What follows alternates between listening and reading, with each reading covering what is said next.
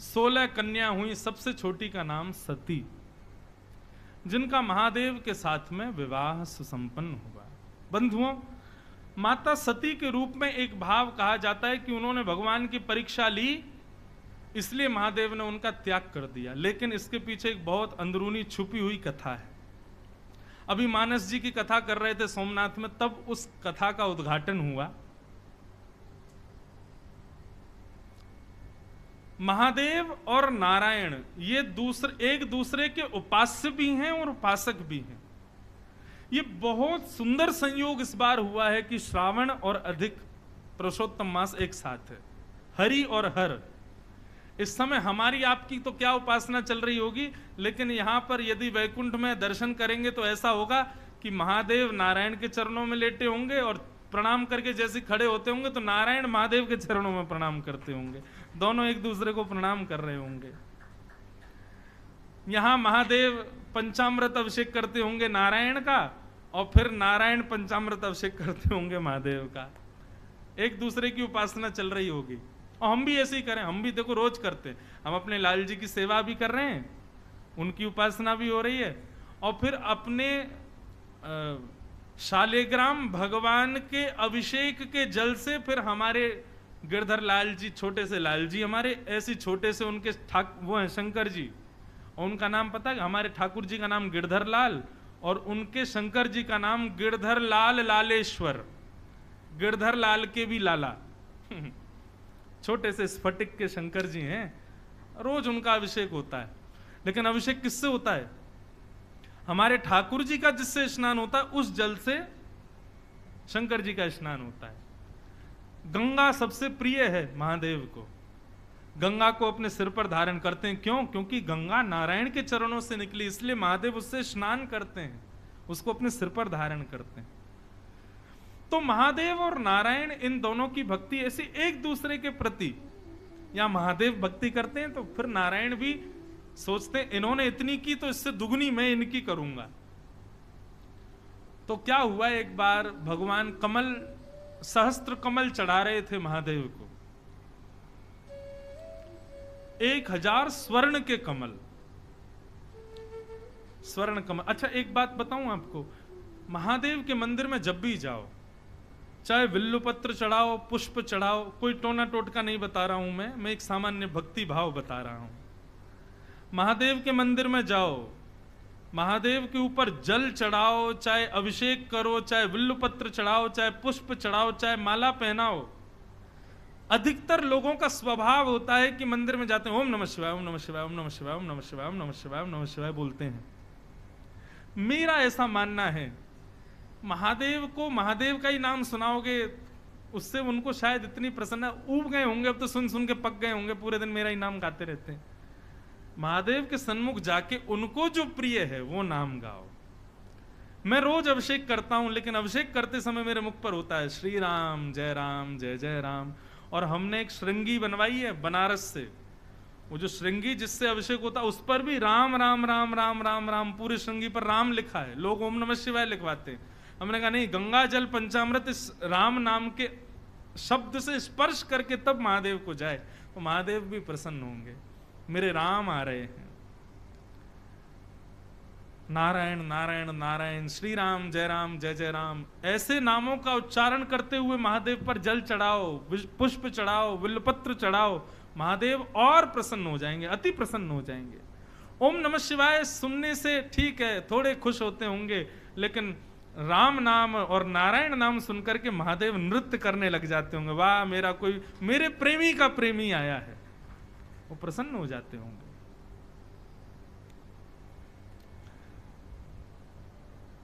मानस में प्रभु श्री राम कहते हैं, जब रामेश्वरम की स्थापना करते हैं, बालूका से जब शिव जी को बनाते हैं, उसके बाद भगवान कहते हैं शिवद्रोही मम भगत कहावा, सोनर सपने मोहे न पावा। जो शिव से द्रोह करता है और मेरी उपासना करता है, राम जी कहते हैं, वो नर मुझे स्वप्न में भी नहीं देख पाएगा। और यही बात महादेव कहते हैं, जो राम जी से विद्रोह करता है और मेरी उपासना करता है वो स्वप्न में भी मुझे पा नहीं सकता, मेरी प्राप्ति नहीं कर पाएगा।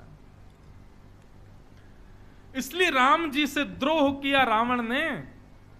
तो भले ही रावण के गुरु जी थे महादेव, लेकिन अपने 11वें रुद्र के रूप में महादेव ही हनुमान जी बनकर के आए और रावण को मारने में कारक बने।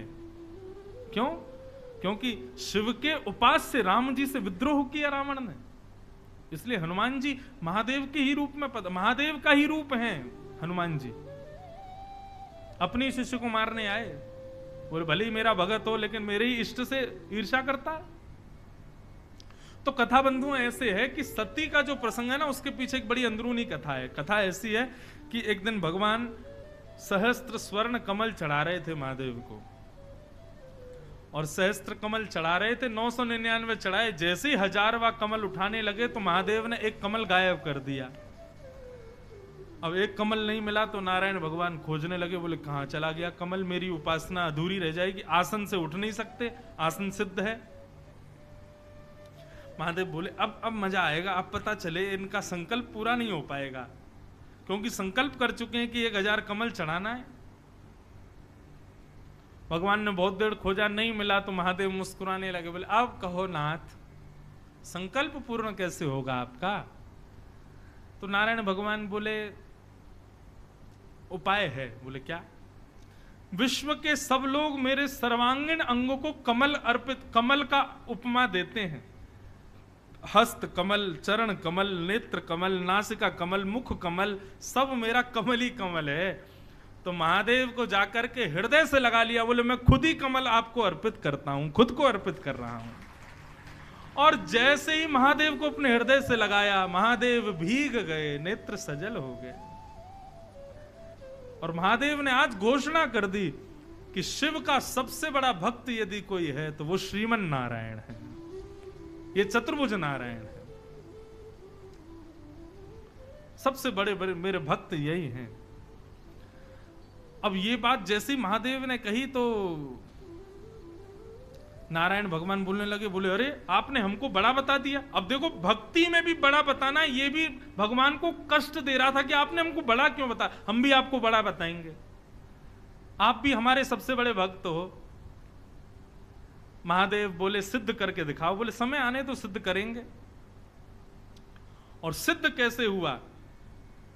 जब सती और शंकर जी दोनों राम कथा सुनकर के निकले तो वन में विचरण करते हुए जा रहे थे, तभी राम और लक्ष्मण दोनों सीता जी के विरह से आतुर करते हुए घूम रहे थे।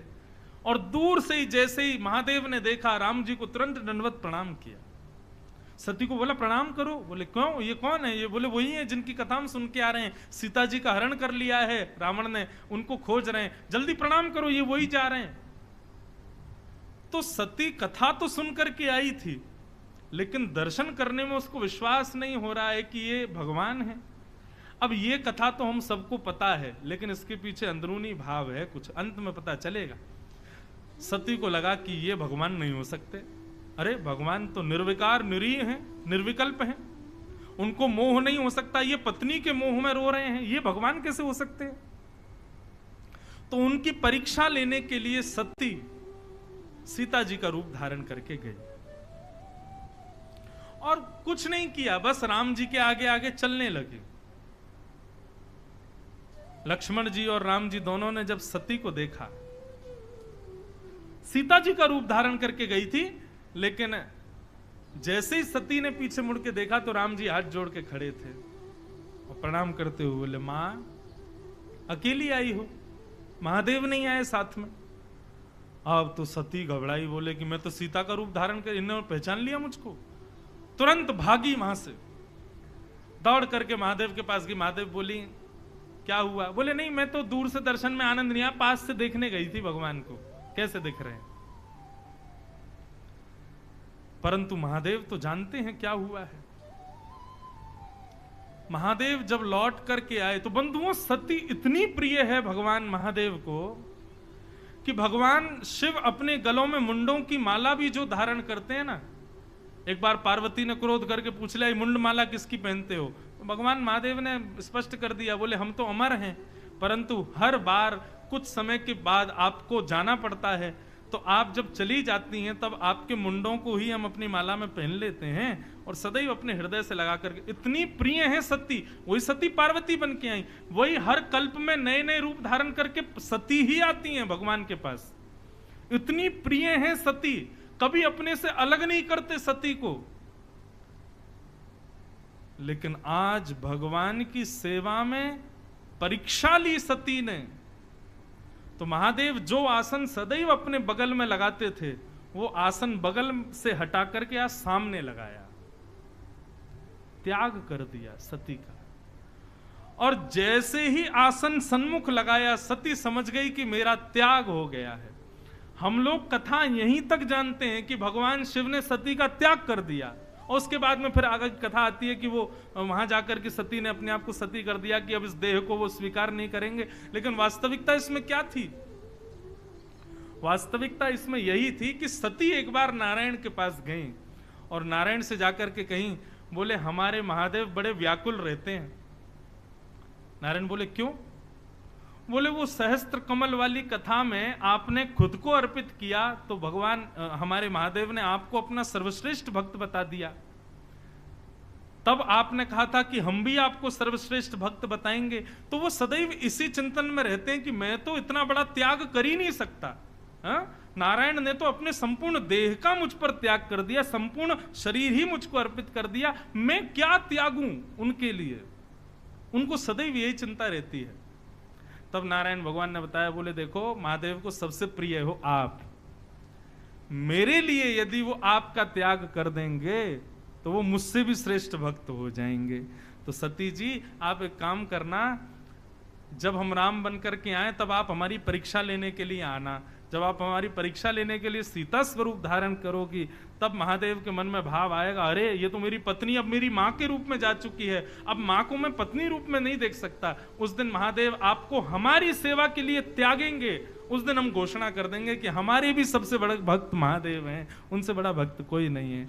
आज सती का जैसे ही त्याग किया, सन्मुख आसन पधराया, इतने में ही शंख चक्र गदा पद्म धारण करके नारायण प्रकट हो गए और बोले, महाराज मेरे लिए आपने अत्यंत प्रिय सी, युग युगों तक जिनका संग आप करते हो, ऐसी सती का आपने त्याग कर दिया। मैं आज घोषणा करता हूं कि नारायण के सबसे बड़े भक्त महादेव हैं। और इस लीला को, इस महादेव के विषाद को पूर्ण कराने में सहायक कौन बनी? सती। ये इसके पीछे की अंदरूनी लीला है।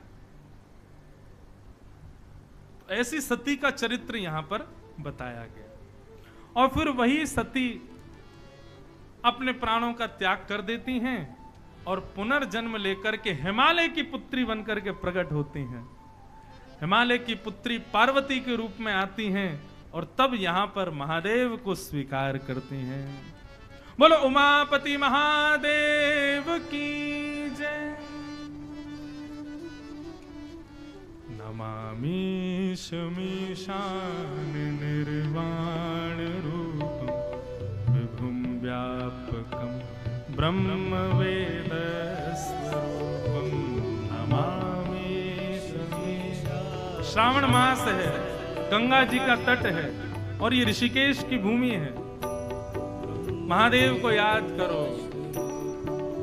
नमामि शमीशान निर्वाण रूपं विभुं व्यापकं ब्रह्म वेद स्वरूपं नमामि शमीशान।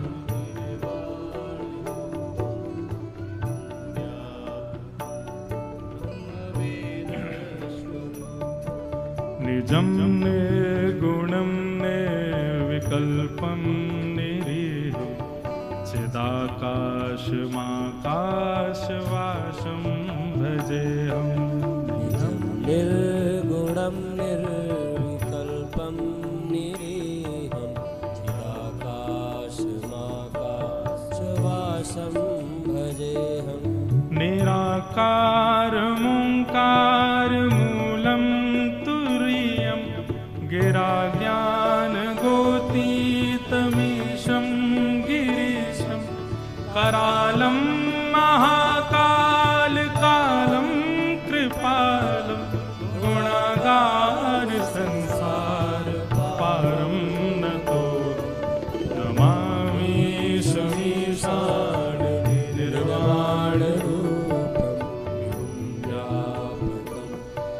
ब्रह्मवेदस्वरूपं नमामि शमीशान निर्वाणरूपं एवं व्यापकं ब्रह्मवेदस्वरूपं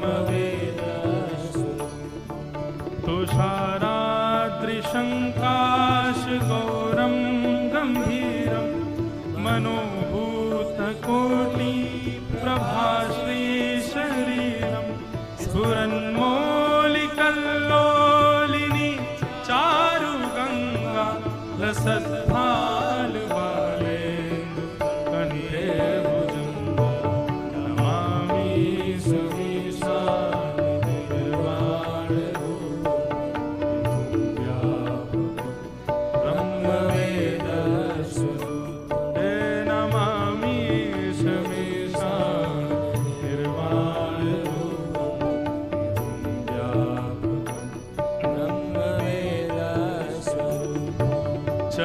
चलत्कुण्डलं भ्रूसुनेत्रं विशालं प्रसन्नाननं नीलकण्ठं दयालं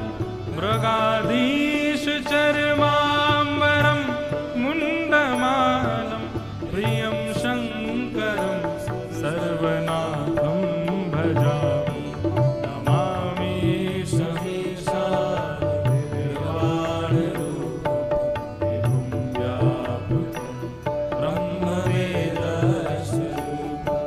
नमामि समीशान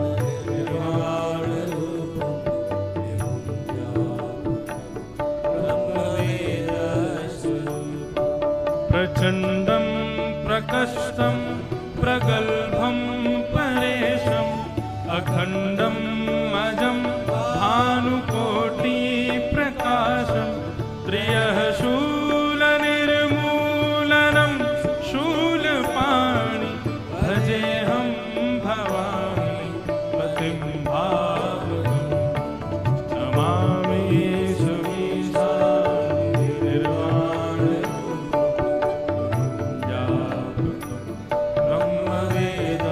ब्रह्मवेदस्वरूपं नमामि समीशान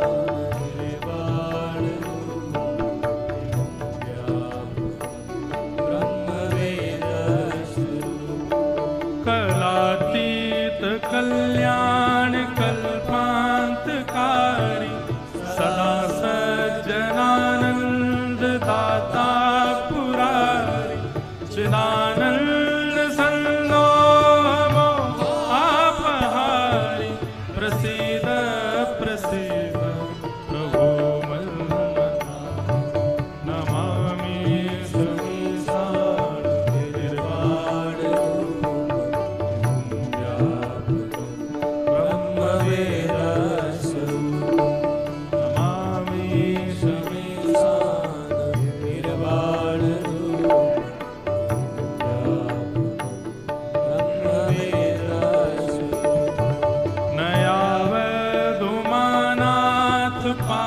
पादारविन्दं भजन्ति हलोके परेवानराणा न तावत् सुखं शान्ति सन्तापनाशं प्रसीद प्रभो सर्वभूतादिवासं नमामि समीशान निर्वाणरूपं ब्रह्मवेदस्वरूपं नमामि समीशान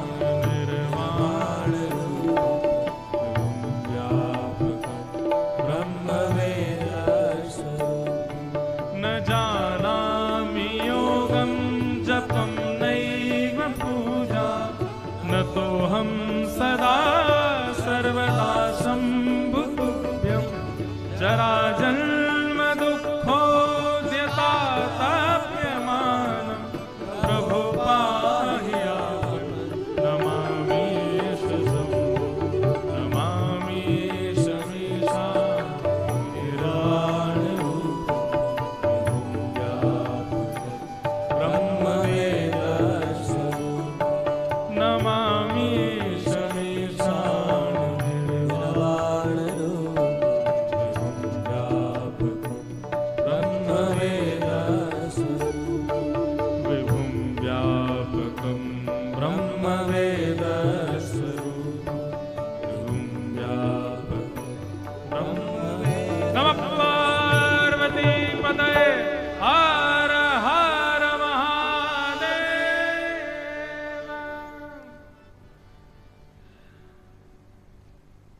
ऋषिकेश में कई बार आना हुआ है मेरा। तो जब राम झूला लक्ष्मण झूला के आगे गरुड़ चट्टी आप पार करोगे तो वहां आगे फूल चट्टी है, वहां पर भी 2 बार कथा की है मैंने। तो गरुड़ चट्टी फूल चट्टी के बीच में एक पर्वत है। पर्वत का नाम मुझे याद नहीं आ रहा है, लेकिन उस पर्वत पर ऊपर एक आश्रम है, अभ्यारण्य। वहां पैदल ही जा सकते हैं, वहां पर कोई और साधन नहीं जाता। वहां हम 3-4 दिन रहे थे। तो अभ्यारण्य जो है वो जिस पर्वत पर विराजमान है, उस पर्वत श्रृंखला को भूतांचल बोलते जाने, ऐसे करके कुछ नाम है उस पर्वत का। हमने पूछा भैया इसका नाम भूतांचल क्यों है, और वहां एक झरना भी है। तो यहाँ के लोगों ने बताया, बोले महाराज ये जो ऋषिकेश के जितने भी पर्वत हैं ना, जब महादेव हिमालय पर विवाह के लिए पधार रहे थे पार्वती जी के साथ, तो अपनी सब बारात के साथ चल करके आ रहे थे। कहां से आ रहे थे? अब कैलाश से आ रहे थे, जाने काशी से आ रहे, जहां से काशी से आ रहे थे। तो जब ऋषिकेश पहुंचे तो यहाँ के पर्वतों पर सारी बारात ने बैठ करके थोड़ी देर विश्राम किया, और यहाँ जो थोड़े बहुत झरने वहां से पानी पिया। तो ये एक विशेष प्रकार से सारे भूत यहीं रहे थे इन्हीं पर्वतों पर, और यहाँ रह करके उन्होंने स्नान ध्यान और भोजन पानी आदि सब किया था। तो 3-4 दिन तक बारात यहीं रुकी थी ऋषिकेश में महादेव की। उसके बाद आगे ऊपर हिमालय पर प्रस्थान किए थे। तो 2, 4, 5 यदि रह गए हों तो कभी कभी दिख जाते हैं रात में किसी को, बारात के लोग। तो इसलिए रात्रि में ज्यादा घूमिएगा मत ऋषिकेश में। कहीं एक आध कोई बाराती मिल गया तो कहो, आपसे पूछे बारात गई थी आपने देखी, मुझे भी ले चलो, आप भी चलो संग में। तो इसलिए ये सब विनोद की बात है। लेकिन वहां उस पर्वत की यही कथा थी। हमको पहले 2 दिन तो हम लोग रात में घूम रहे थे 1-1, 2-2 बजे तक। जब हमको कथा सुनाई तो हम 10 बजे ही सो जाते थे कि यहाँ बाहर निकलना उचित नहीं है। और फिर 2 दिन तक हम एक झरने में नहा रहे थे। तो हमने वहां एक व्यक्ति से पूछा, मैंने इस झरने की विशेषता क्या? बोले महादेव की जब बारात रुकी तो भूतों ने इसमें पानी पिया था। मैंने कहा हम 2 दिन से नहा रहे थे भैया इसमें। तो इसलिए यहाँ पर गंगा जी को छोड़ बाकी सब स्थानों को प्रणाम मात्र ही करना, स्नान आदि सब झरना वरना पानी मत पीना यहाँ पे, हम वहीं स्नान करना सब। तो ऐसा अद्भुत महादेव का प्रसंग थोड़ा सा भागवत में सुनाया गया, सती चरित्र। उसके बाद उत्तानपाद राजा की कथा, जिनके पुत्र हुए ध्रुव। उत्तानपाद राजा की 2 पत्नी हैं, सुनीति और सुरुचि, और दोनों से एक एक पुत्र हुए, उत्तम और ध्रुव। छोटी पत्नी की तरफ ज्यादा आसक्ति होने की वजह से बड़ी पत्नी का त्याग कर दिया, छोटी पत्नी के साथ रहने लगे। बड़ी पत्नी के पुत्र ध्रुव के मन में इच्छा हुई मैं भी पिता की गोद में जाकर के बैठूं, पर छोटी मां ने कहा वन में जाकर के भगवान को प्रसन्न करके उनसे वरदान के रूप में मांगो कि छोटी मां के गर्भ से जन्म लूं, तब तुम इस पिता की गोद में बैठ सकते हो। ध्रुव जी बहुत रोए, अपनी मां के पास आके बोले छोटी मां ने कहा है वन में जाके भगवान का भजन करके तब उनसे कहो मैं छोटी मां के गर्भ से जन्म लूं, तब तुम आके इस राज्य गद्दी पर बैठोगे। मां हो तो ध्रुव की मां जैसी। ध्रुव की मां ने समझाया बेटा, मां ने क्या क्या कहा सब बातों को विशेष ध्यान मत दो, ये कहा वन में जाके भगवान का भजन करो, इस बात को स्वीकार करो। श्रोता के 4 लक्षण होते हैं, सुनने वाले के 4 लक्षण होते हैं, चातक, हंस, मीन और सुक। इन सब विषयों पर मैंने कई बार विस्तार से प्रवचन किया है, पर थोड़ा सूक्ष्म में कह चलूं, अब कृष्ण जन्म भी करना है, कथाएं बहुत हैं। तो चातक का स्वभाव होता है कि वो गंगा जल भी नहीं पीता प्यास लगती है तो। गंगा जल जिनकी वेद पुराणों में इतनी महिमा बताई गई, चातक उस गंगा जल को भी नहीं पीता। क्यों? क्योंकि वो प्रेमी होता है बादल से गिरने वाले स्वाति के जल का, और अपने प्रेम के आगे उसको दुनिया के कितने भी लोग वेद पुराण कहते हैं गंगा का जल ऐसा, गंगा का जल वैसा, लेकिन चातक कहता है कितना भी हो, लेकिन मेरा प्रेमी तो काले बादलों का जल है, मैं उसी को ही पान करूंगा। उसके आगे चाहे अमृत क्यों ना रख दो, मैं उसको स्वीकार नहीं करूंगा। कथा का श्रोता प्रेमी ऐसा ही होना चाहिए। उसको कितने भी प्रलोभन दिए जाएं, ऐसा कर लो ऐसा कर लो, लेकिन कथा का समय है तो उस समय सारे प्रलोभनों को छोड़े, केवल कथा को स्वीकार करे। ये चातक प्रवृत्ति के श्रोता। हमने देखा है कई बार क्या होता है, जब लोग ऐसे स्थानों पर कथा सुनने आते हैं ना, अब तो ऐसा नहीं होता, कथा ऐसी सुनाते हैं कि उठ ही नहीं पाता, लेकिन कई बार लोग बाग क्या करते हैं, कथा के समय पर ही चले जाते हैं कहीं भी। और किस भाव से जाते हैं, अरे कल सुन लेंगे, आज घूमे आते हैं थोड़ा। नहीं, आप चातक की प्रवृत्ति के रहो। हमने सुबह की कथा रखी इसलिए ताकि पूरे दिन डोलो, सुबह कथा सुन लो, हमको छुट्टी दो, फिर कहीं जाओ। शाम की कथा में बंद जाओगे, क्यों? बोले सुबह उठो, खान पान को, फिर कथा का इंतजार 3 बजे से कथा 6-7 बजे तक, ना सुबह के कच रहे ना रात के। इसलिए हमने सुबह ही कथा रखी, क्योंकि हमको भी कई आश्रमों में जाना होता है, ऋषिकेश आते हैं तो हरिद्वार भी जाना होता है, सुबह कथा करके सब फ्री हैं। लेकिन विशेषता यह है कि भैया कथा के आगे बहु व्यंजन भी मिले, अमृत भी मिले, उसका त्याग करो, कथा को प्रधानता दो। ये चातक प्रवृत्ति, चातक। दूसरी श्रोता की स्थिति होती है हंस। हंस का स्वभाव क्या होता है? हंस के आगे दूध और पानी मिलाकर के यदि बाल्टी में रख दिया जाए तो हंस दूध पी जाता है, पानी छोड़ देता है। श्रोता को भी ऐसा ही होना चाहिए। बोलने वाला कुछ भी बोले, लेकिन हमको सुनना वही है जो हमारे लिए उपकारी है, जो हमारे लिए हितकारी है। यही बात ध्रुव जी की मां समझा रही, बेटा हंस बनो। मां ने कहा वन में जाकर के भजन करो, भगवान प्रसन्न हो जाए। उसके बाद मां ने क्या कहा कि उनसे वरदान मांगना, मैं छोटी मां के गर्भ से जन्म। ये सब बातें पानी है तुम्हारे लिए। तुम्हारे लिए दूध क्या है कि वन में जाके भजन करो, इसको स्वीकार करो। तुम्हारे लिए जो उपयोगी है केवल उसको स्वीकार करो। ध्रुव जी की मां ने कहा बेटा तू कल परसों नहीं, अभी इसी वक्त जा और वन में जाके भगवान का भजन करो। तो महाराज वन में गए, नारद किया, नमो भगवते तुभ्यं वासुदेवाय धीमहि प्रद्युम्नाय निरुद्धाय नमः संकर्षणाय च। ओम नमो भगवते वासुदेवाय। बंधुओं, पुरुषोत्तम मास चल रहा है। इस मास में जितना हो सके, मैंने पहले दिन ही कथा में बताया था, सबसे बड़ा नियम क्या है पुरुषोत्तम मास का? भगवत वैष्णवों का दर्शन, भागवत की कथा श्रवण, और वैष्णव जो भगवान के भक्त हैं उनका दर्शन।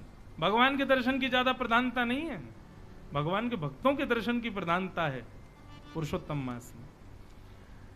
और भगवान नाम गुणानवाद, तो भगवान नाम गुणानवाद में कौन सा नाम गाएं? तो सबसे श्रेष्ठ है ओम नमो भगवते। पुरुषोत्तम मास को अधिक मास भी कहते हैं। क्यों? क्योंकि भगवान अधिक मास में, पुरुषोत्तम मास में जो भी कुछ हम करते हैं उसका मल्टीप्लाई इंटू 1000 कर देते हैं। तो आप जो भी करोगे, आप एक गोता लगाओगे तो वो एक काउंट नहीं होगा, वो 1000 ही काउंट होगा। गंगा जी में एक गोता भी लगाओगे तो 1000 ही गिना जाएगा।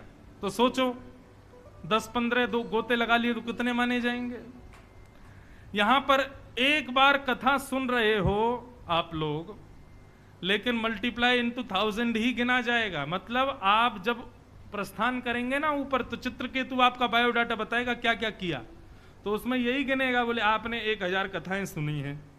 आप कहोगे सुनी तो एक ही थी हमने ऋषिकेश में, लेकिन सुनी पुरुषोत्तम मास में, इसलिए अधिक हो गई, उसका 1000 हो गया। लेकिन इन सब के बीच में ये भी ध्यान रखना, यदि आपने किसी एक व्यक्ति का हृदय दुखाया तो वो भी अधिक होगा। आपको इसी बात का पाप लगेगा कि आपने 1000 व्यक्तियों को दुखी किया। आपने किसी एक वैष्णव का अनादर किया तो वह भी अधिक होगा। आपने एक गाली बकी तो वह भी 1000 गालियों में गिनी जाएगी, सब अधिक हो जाएगा।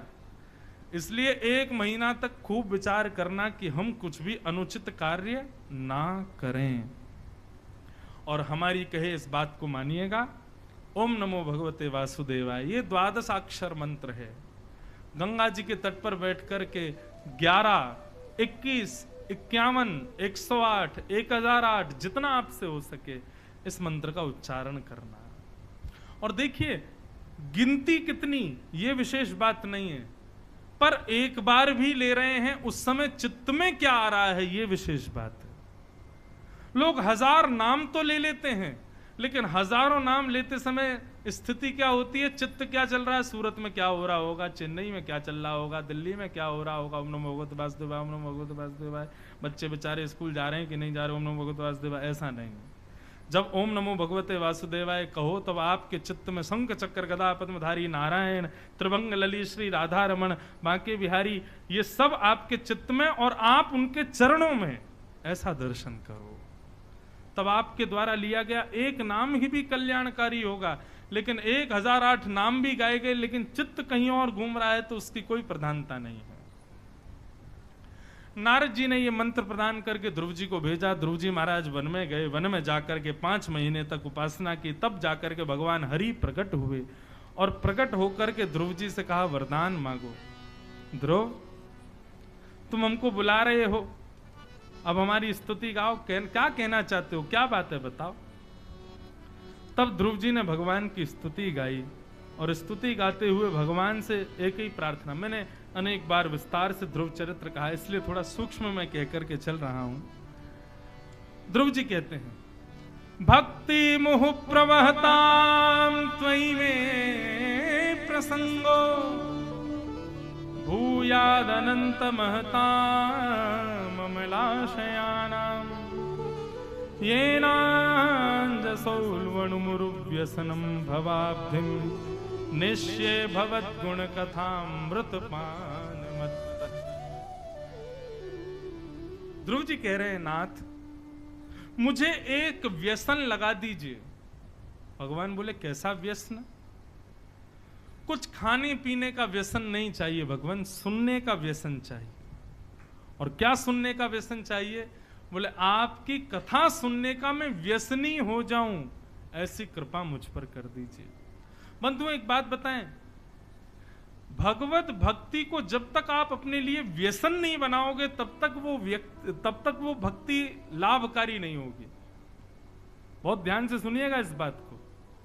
जैसे व्यसनी व्यक्ति सांसारिक वस्तु को व्यसन बना लेता है, मदिरा को व्यसन बना ले, सिगरेट को व्यसन बना ले, तंबाकू को व्यसन बना ले। और व्यसन केवल ये तंबाकू बीड़ी सिगरेट ही नहीं, कई लोगों के बड़े बड़े व्यसन होते हैं। कईयों को श्रृंगार का व्यसन होता है, वो बिना श्रृंगार के रह ही नहीं पाते, एक क्षण नहीं, रात में मेकअप करके ही सोते हैं। कई लोगों को ऐसा व्यसन, कई लोगों को कपड़े पहनने का व्यसन, कई लोगों को नए नए कपड़े खरीदने का व्यसन, कई लोगों को चटपटा खाने का व्यसन, कई लोगों को सुंदर रूप देखने का व्यसन, कई लोगों को सुंदर स्वर सुनने का व्यसन। ये इतने सारे व्यसन हम लोग अपने अंदर लगा लेते हैं। लेकिन ध्रुव जी महाराज क्या कह रहे हैं? बोले नाथ आपकी कथा सुनने का मुझे व्यसन हो जाए, मुझे लत लग जाए। जैसे व्यसनी व्यक्ति बिना लत के नहीं रह पाता, ऐसे में आपकी कथा के बिना तड़पने लग जाऊं, मचलने लग जाऊं, बिना जल के मछली तड़पे, ऐसे बिना कथा की मेरी स्थिति हो जाए। नाथ ये कृपा कर दो। कितना अच्छा वरदान मांगा भगवान से। ठाकुर जी बोले तुमने मुझको नहीं मांगा, मेरी कथा को मांगा। क्यों? बोले ठाकुर जी मैं आपको मांगूंगा तो आपका एक रूप मुझको मिल जाएगा। कटाक्ष नेत्र हैं, पतली सी नाक है, सांवले सा स्वरूप है, संग चक्र गदा पद्म धारण करके आप खड़े हो। अब मैं 365 दिन उसी रूप को देखता रहूंगा। लेकिन कथा में वक्ता ना जाने कितने रूपों का दर्शन करा देता है। कथा इसलिए मांग रहा हूं क्योंकि वहां आपके अनंत रूप दिखाई देते हैं। कभी आप अर्जुन का रथ चला रहे हो, आपके चेहरे पर पसीना आ रहा है, आपकी अलकावलियां आपके मुखमंडल पर आ रही हैं। कभी आप विराट रूप धारण कर रहे हो, कभी वृंदावन में त्रिभंग लली बंशी बजा रहे हो, गोपियों के संग रास विहार कर रहे हो, सुदामा के गले में गलवैयां डाल के घूम रहे हो, रुक्मणी के साथ विहार कर रहे हो। वक्ता आपके कितने रूपों को दे देता है। मैं आपसे आपका रूप मांगूंगा तो एक ही मिलेगा, लेकिन कथा मांगूंगा तो 1000 रूप प्राप्त होंगे। इसलिए नाथ मुझे आपकी कथा दे दीजिए। अच्छा, एक बात की विशेषता बताएं, मैंने थोड़ा अवलोकन किया कि भागवत में जितने भी भक्त हैं, एक ने भी भगवान को नहीं मांगा। अभी गिनती करते चलो, भगवान को कोई नहीं मांग रहा है, सब भगवान की भक्ति मांग रहे हैं और भगवान की कथा मांग रहे हैं। इसके पीछे कारण क्या है बंधुओं? हमारी इंद्रियां जो है ना, ये सांसारी इंद्रियां हैं। इन इंद्रियों की लिमिट होती है किसी भी चीज का उपभोग करने की, उससे अधिक ये कर नहीं पाती। उससे अधिक कराओगे तो ये ऊबने लग जाती हैं। इसलिए समस्त इंद्रियों ने कहा, हे नाथ, आप कहीं हमको मिल गए और हमारी इंद्रियां कहीं सेवा भाव आदि से सांसारिक होने के नाते कहीं ऊब गई तो हमसे अपराध बन जाएगा। इसलिए आप हमको मत मिलो, हमको वियोगी रहने दो, आपके वियोग में हम रहें, लेकिन आपका वियोग संयोग का अनुभव कराता रहे, उसके लिए आप अपनी कथा हमको दे दो, हमको भक्ति दे दो, ताकि भक्ति के माध्यम से, कथा के माध्यम से आपका एक संयोग भी मिलता रहे और वियोग में हम तड़पते रहें। मैं अपनी कथा में कहा करता हूं, वियोग प्रेम को पुष्ट करती है। जिस व्यक्ति ने वियोग नहीं सहा, वो प्रेम और भक्ति का अधिकारी नहीं बन पाएगा। वियोग सहना अनिवार्य है, वियोग सहना पड़ेगा। वो बात अलग है, किसी को जरूरत ही नहीं है वियोग की तो अलग स्थिति है, लेकिन प्रेम आसक्त जो है, यदि उसको वियोग मिल जाए तो वियोग प्रेम को पुष्ट करता है और दृढ़ कर देता है। ध्रुव जी महाराज ने कहा, हे नाथ, कृपा करके आप अपनी कथा रस मुझे प्रदान कर दीजिए, मुझे उसकी लत लग जाए, ऐसी कृपा कर दो। भगवान ने ध्रुव जी के ऊपर कृपा की और कृपा करके भगवान वहां से प्रस्थान कर गए। ध्रुव जी ने 36,000 वर्ष तक राज्य किया और 36,000 वर्ष बाद एक विमान आया, उस विमान पर मृत्यु के सिर पर पैर रख करके ध्रुव जी प्रस्थान कर गए। बोलो भक्तवत्सल भगवान की जय। देखो, भक्त चरित्र सबने सुने, कथाएं भी सबको याद होंगी, लेकिन उनके स्तुति में वो विशेषता क्या कहते हैं, ये हमको सुनना है। ध्रुव जी ने एक बात और कही भगवान से, क्या? कि हे नाथ, योऽन्तः प्रविश्य मम वाचमिमां प्रसुप्तां संजीवयत्यखिल शक्तिधर स्वधाम्ना अन्यांश हस्तचरण श्रवण त्वगादि प्राणान् नमो भगवते पुरुषाय तुभ्यम्। ध्रुव जी कहते हैं, हे नाथ,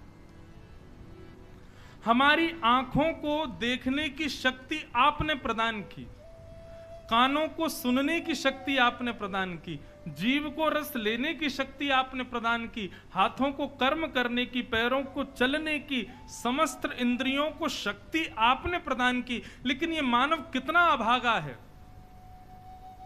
शक्ति प्रदान करने वाले को कभी धन्यवाद नहीं कहता। धन्यवाद कैसे कहना है? मतलब अपनी उस इंद्रिय को भक्ति में लगा करके भगवान को धन्यवाद कहो। जैसे कि अभी आप कथा सुन रहे हो, तो कथा सुन रहे हैं, लेकिन एक प्रकार से आप भगवान को कान देने के लिए कानों से धन्यवाद कह रहे हो। हे नाथ, हम आपकी कथा सुन करके, इन कानों से हम संसार को सुनते हैं, लेकिन आज आपकी कथा सुन करके इन कानों से धन्यवाद कह रहे हैं, आपने हमको कान दिए। जब हम दर्शन करने के लिए जाते हैं तो हम नेत्रों से ठाकुर जी को धन्यवाद कहते हैं। इन नेत्रों से हमने संसार देखा, लेकिन ठाकुर जी आज आपको देख करके हम इन नेत्रों से आपको धन्यवाद कह रहे हैं जो आपने हमको नेत्र दिए। ध्रुव जी महाराज वही कह रहे हैं, व्यक्ति को अपनी प्रत्येक इंद्रिय से धन्यवाद देना चाहिए। हम अपनी कथा में कहते हैं, भैया अपनी किसी भी योग्यता को, आपको योग्य हो, आपको सुंदर गाना आता है, सुंदर नाचना आता है, सुंदर भोजन बनाना आता है, सुंदर कुछ भी करना सुंदर आपको आता है, ऐसा हो ही नहीं सकता कि आपके अंदर कोई गुण ना हो, कोई ना कोई गुण तो है। उस गुण से संसार की जगह ठाकुर जी को रिझाओ, ठाकुर जी को प्रसन्न करो।